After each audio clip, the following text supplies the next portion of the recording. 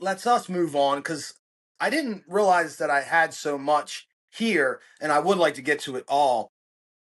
Next is more lessons from Job. If anyone's sick of this, I don't know what to tell you. This book, the book of Job, is a treasure chest, dude. It's a treasure chest. And I always go back to this in Proverbs is seek wisdom and understanding like silver. But at the same time, a couple lines later, we talked about this. It says, don't view yourself. I'm paraphrasing because I forget, but don't view yourself as wise.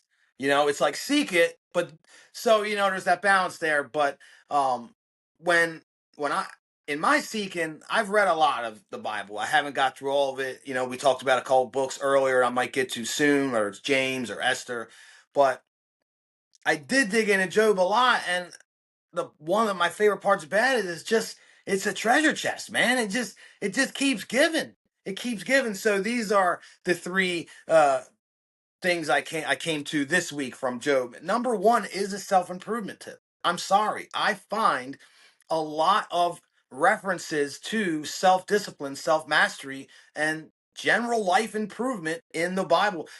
This isn't directly stated in Job, but it got me to thinking about life. Job got me thinking about life, the tough times of life, the times where you're broken, the times where you're saddened, the times where you don't see the light. You don't see the light and you feel like there's no end to it. You don't know where to go. You don't know what to do. But as a human being, a lot of times, and I don't know if I just speak for men here, but that's when men lock in, man.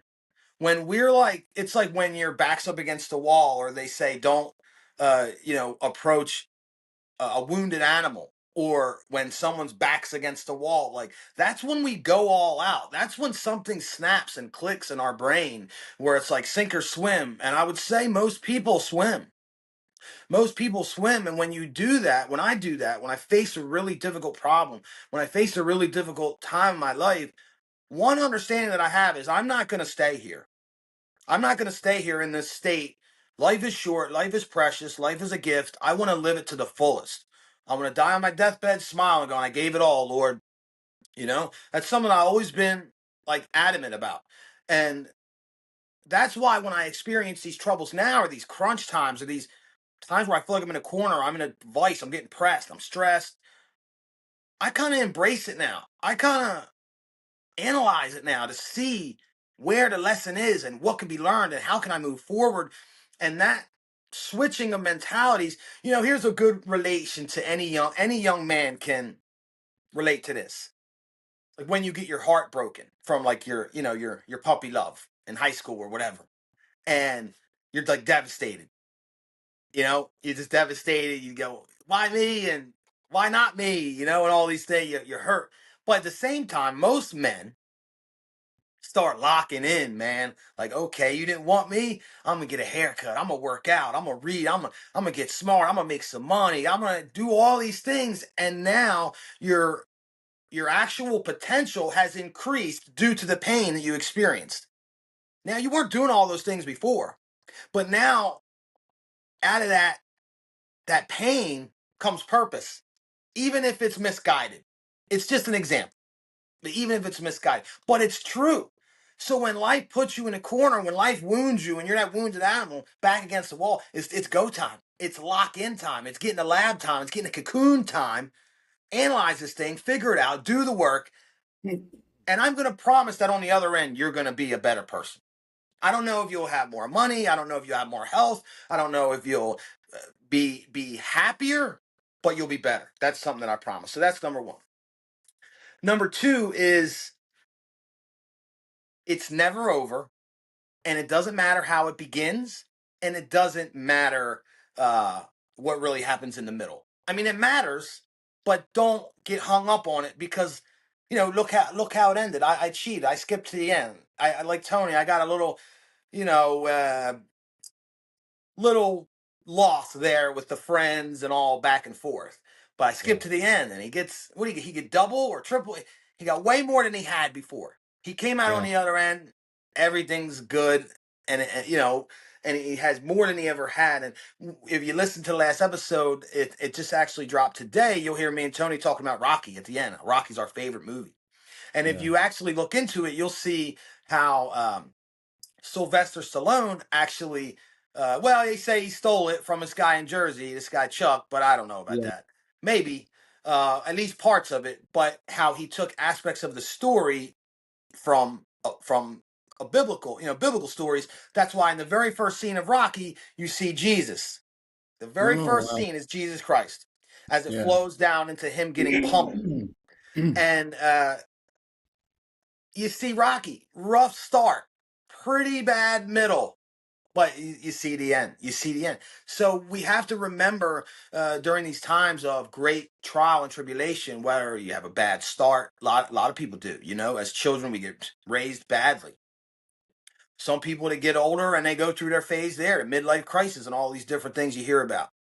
And I just would like to enlighten the fact that it's not over. As long as you're breathing, it's still there. You still have an opportunity to get double and triple and fold what you're due, what you're owed. I think the most important thing that's happening there is the endurance, the perseverance, the strengthening of character. So we can't fold during these times. There's brighter times ahead, but not if we fold. Not if we fall victim to sin and lust and gluttony and distraction from either boredom or pain. You want to distract yourself from pain, so you fall into sin.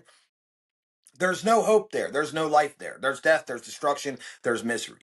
And it's so difficult to stand strong in the face of adversity, especially when it's years on end and you're day in and day out and day in and day out and you're just trudging along.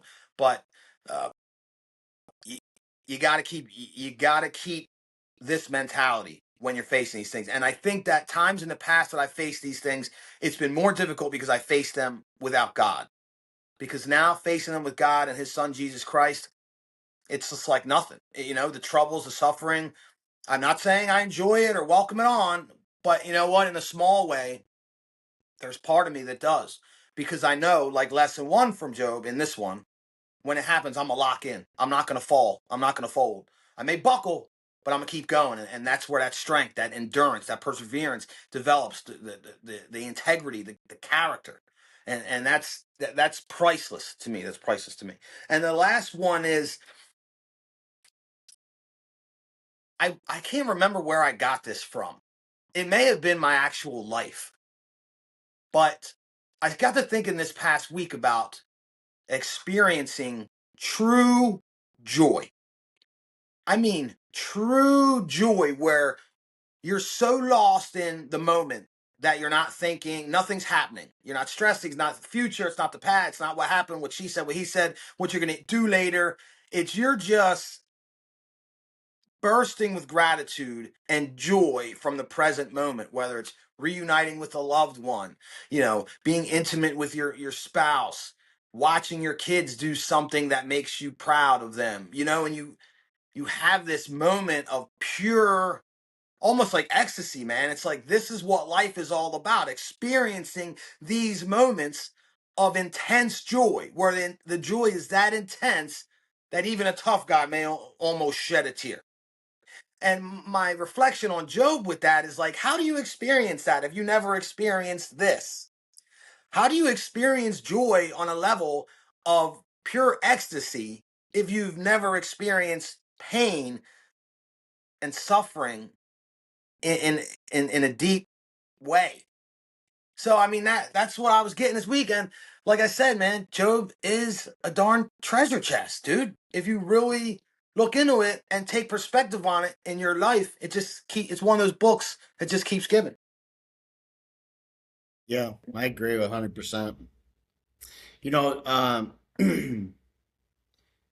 it seems obvious, but it's like, if you look at two different lives with both with difficult circumstances, one is full of purpose and meaning, and they're they're helping people, they're alive, they're vital, and they're experiencing heights of joy and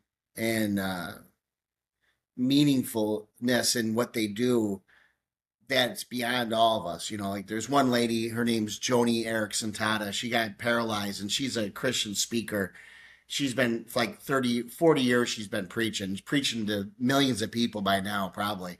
telling people about Christ, telling people that God's in, and she's quadriplegic. She died. She jumped into a water, and she it was too shallow, and she broke her neck. And she went through just so much. But everybody's watched her life and watched her joy in following Christ. It's unbelievable, you know. But how many people are in that same position as quadriplegics who are, you know, hopeless, miserable, despondent? And what's the difference? The difference is well that she knows Christ, right? And but the difference is her expectations, her attitude of what she's looking for in life. What Everything's been taken away from her. So the only thing that everything that's left to her are the things that God always promises that can never be taken away. So she's been given in some respects, and she said she would never give it up now. You know, to have a normal life, she would never give it up. She would rather, because she has been able to focus exclusively on her relationship with God. You know, so desperate for him. And that is a great gift. That's why it says to consider every trial pure joy, because the testing of our faith develops perseverance. And perseverance must finish its work so we will be mature and complete, lacking nothing.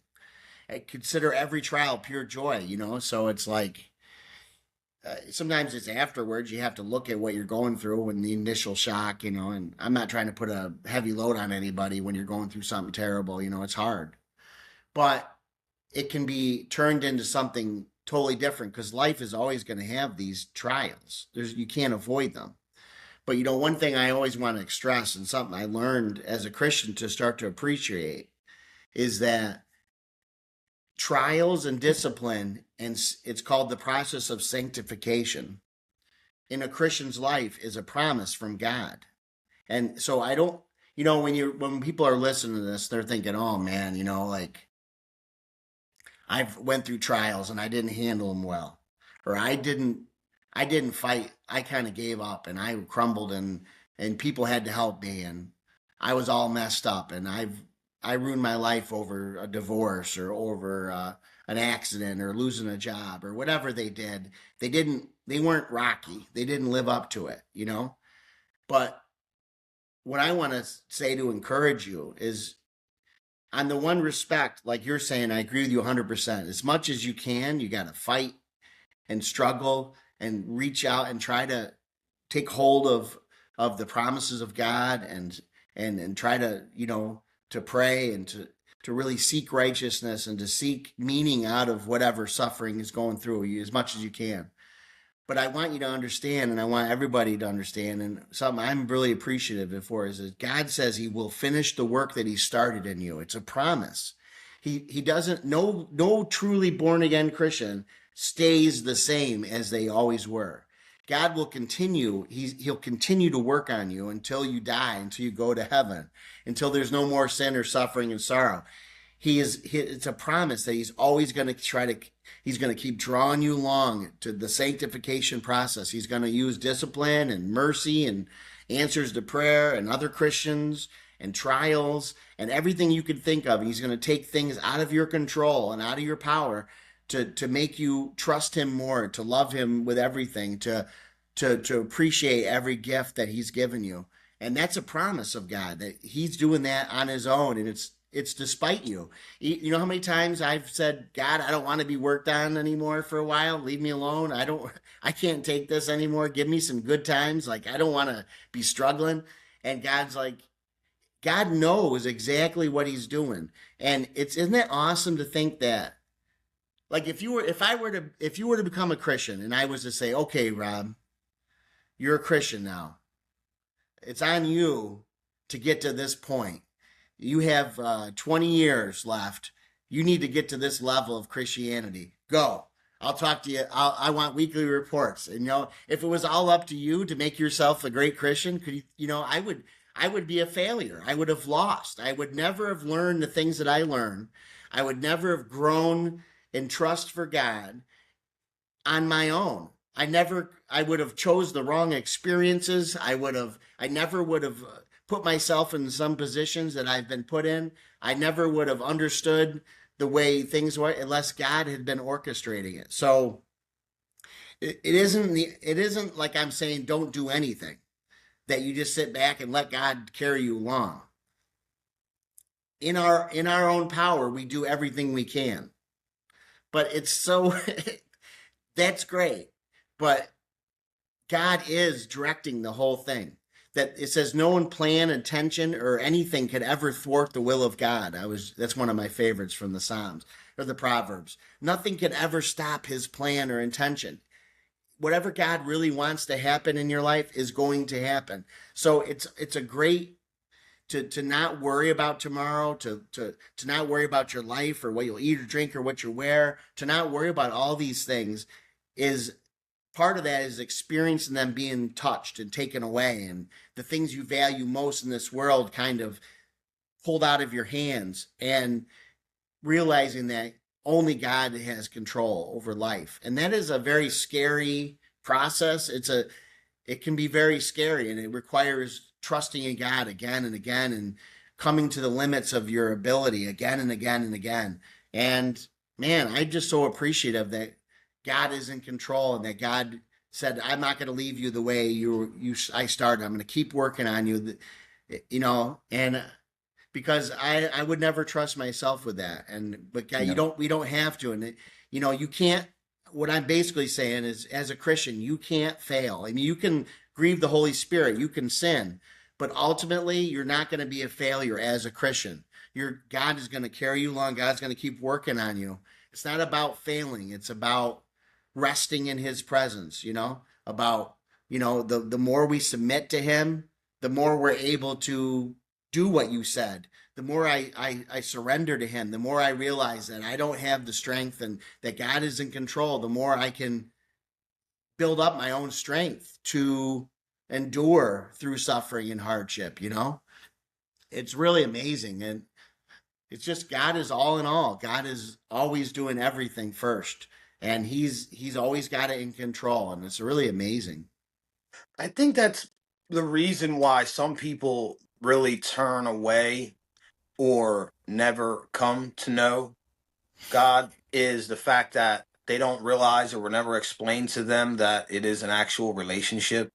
I mean, I Mm, know that's me speaking personally, but I've heard it before where people go, I didn't know Jesus. I didn't know that I could have a relationship with him. It wasn't just right. a one-way praise and worship and, go to church and do all these things. It's not a one-way thing. When I went to church early on in my life, baptized Catholic and went to Bible study there and did what they call confirmation and all that stuff. I was doing it because I was told. I had no knowledge. I learned the prayers. I memorized them. But, the teachers taught me that. No one ever. I don't know if I would have listened, so I'm not throwing any shots. But no one ever introduced me to God. No one ever Right. talked to me about His Son Jesus Christ. It was learn Right. these prayers, do this, do that. And the work that needs to be done. We talked about this before, and I just think it's one of those never-ending questions. God helps those who help themselves. Whatever. And yeah, it is all God's plan. It is all under God's power. It is all under God's control. But we won't know the work to do, to play our part in this if we're not in prayer and communion with the Holy Spirit. Right. So that relationship is what becomes the most important aspect of the work that you do to remain in that purpose, in that plan that God has for you. And I always go back to this prayer no matter what I'm praying for. And once again, I base my behavior miserably failingly, but off Jesus is like, I pray for my preferences, but then God, your will be done. I don't want it if it's not your will for me. And Right. that's firm in my heart. It's one of those things that we talk about this a lot as well. And I want to move on because I want to get to what I have.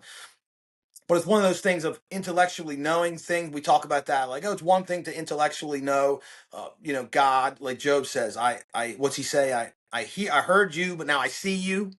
It's like knowing God or believing that He exists intellectually, but then actually feeling it on a soul level. Right. And it's like that with this as well. It's like you want what you want, you really want it, but I know on a deep soul level, I don't want it if God don't want it. I know it's not going to work. I know it's not. I'm 46. I don't want to waste time with my human mistakes and falling in the Yeah. flesh. I want to take that pursuit up, like Tony spoke about, and take up God's work and reach this level by the time I die. But I once again, like Tony said, I absolutely agree. I'm not going to do it on my own.